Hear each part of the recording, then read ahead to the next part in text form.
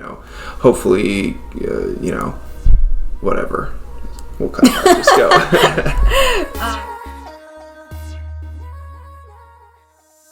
Hey guys, welcome. Today's episode is the Seattle Capitol Hill Autonomous Zone, also known as CHAZ.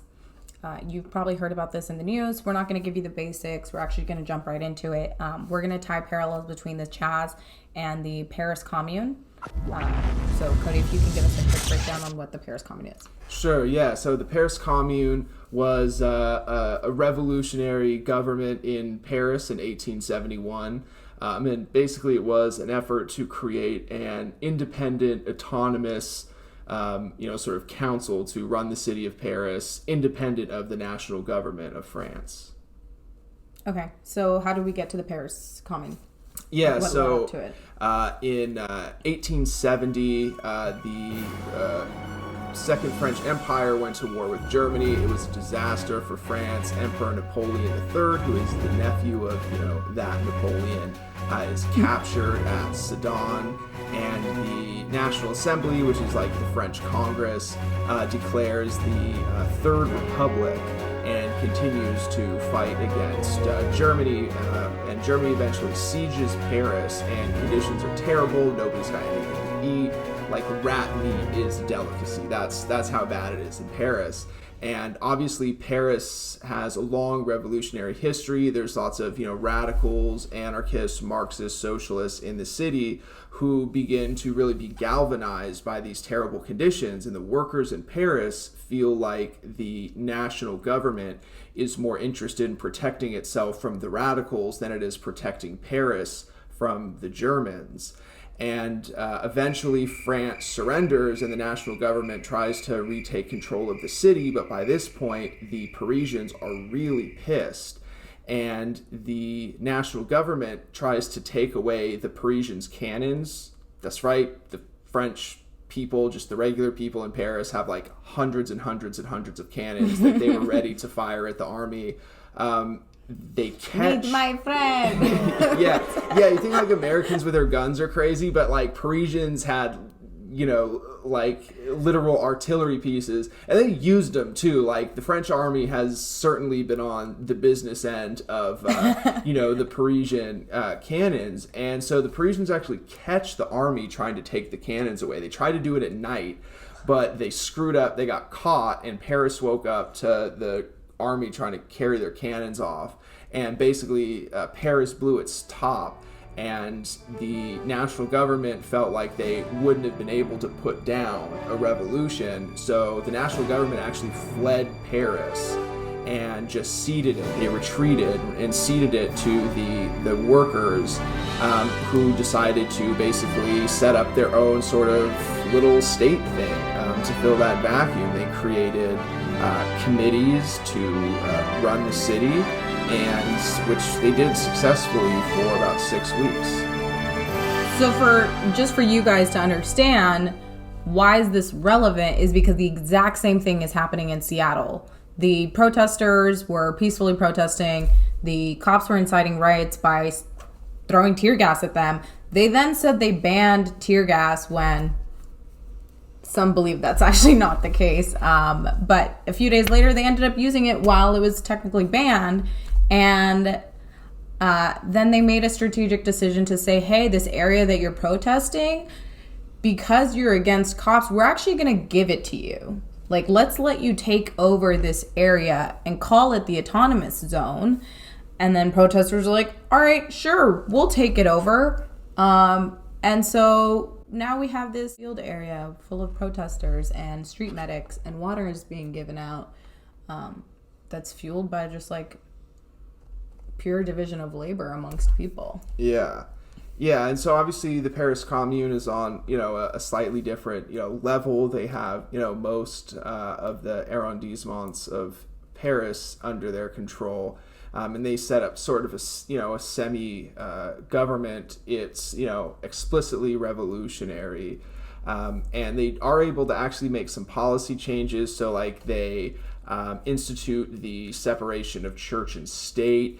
They abolished child labor. They abolished night shifts at bakery, which, if you read like 19th century socialist philosophers, was apparently like the most important thing in the world, was not having to work night shifts in bakeries. Don't quite get why that was so significant, but it was a really big deal. They tore down a bunch of monuments to Bonapartism or the monarchy, destroyed, burned buildings that were built by the Bourbons.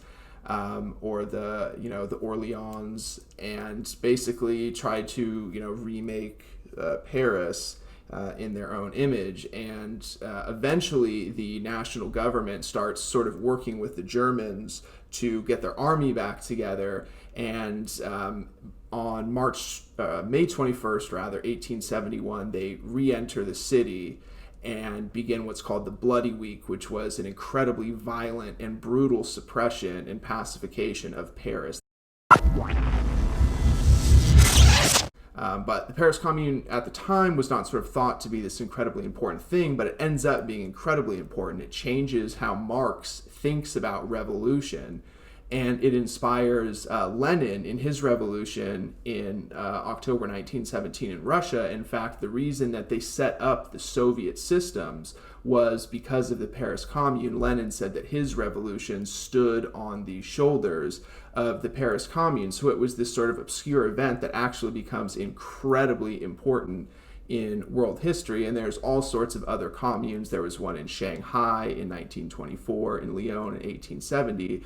So, these sort of autonomous zones that protesters are setting up is not just this new novel thing. It's part of this sort of long tradition of physically occupying space and trying to create your own institutions parallel to the state, rather than just sort of grabbing the power of the state and trying to remake society the way that you'd like. Yeah, I think if you look at CHOP or CHAZ, whatever you want to call it, there's actually people that are self-voluntarily, like we said, they're getting resources, they're setting up tables, people are volunteering to be street medics. All of a sudden, you've taken the distribution of power away from the government, away from the state, and now you've instilled it in this little area where people are self-electing themselves. And also, there's conversations around the table between several activists in Seattle that are coming around, and these are based on conversations we've had, and we'll get into the interview later, where they're now starting to put together a list of demands to the city and to Mayor Durkin to say, this is what we want. These are the rules. These are how we want to be governed. This is how we want Seattle to look in the future. Whether that's heard or not, too early to tell, and we don't know. But the idea that now, like, we've taken power away from this government institution and instilled it into these people is a very interesting parallel to that. Yeah. Well, and I think if it helps explain so much of the hysteria around, the CHOP zone from the right. I said that the Paris Commune made Marx sort of rethink his theory of revolution. And, what Marx says about the Paris Commune is that actually it shows that you cannot do a revolution by seizing the state. You actually have to create these alternative sort of institutions. And that's why the national government in France put down the Paris Commune with so much violence, because they were so threatened by the idea of people not only trying to just take the power of the state, but to create something aside from the state to show that there are alternatives. And I think a big reason why there's been so much hysteria on the right that's way out of proportion, protesters have, a few square blocks in Seattle, and, the president is losing his mind. I do think there is something to the idea that these sorts of experiments are very threatening to the state, because they get people thinking about, sort of alternatives to the state system we have now. Like I said, the Paris Commune wasn't a big deal at the time and was crushed, and France went back to a very conservative government, but it ultimately led to the most important and successful social revolution in world history in 1917 in Russia. Now, I don't think that we're going to have a Bolshevik revolution in Seattle or anywhere else in the United States or the West for that matter, But that's not to say that these things can't sort of like, snowball into things. I mean, you think about, a few years ago, Colin Kaepernick taking a knee didn't really seem like that big of a deal. But and now here we are with the NFL treating Black Lives Matter. Sure. So I think sometimes these little things that don't seem like that big of a deal really can lead to, major change and, cause people to sort of rethink society and the social contract. And in fact, Burning Man, the people that started Burning Man, were sort of following the idea of an anarchist philosopher who, inspired by the Paris Commune, called for setting up these autonomous zones to try and break away from the state. So you can really trace this tradition a long time. And, I don't know that, again, it's not a perfectly analogous, comparison, but it is useful to look at that and think about how the Seattle Autonomous Zone might sort of impact things going forward.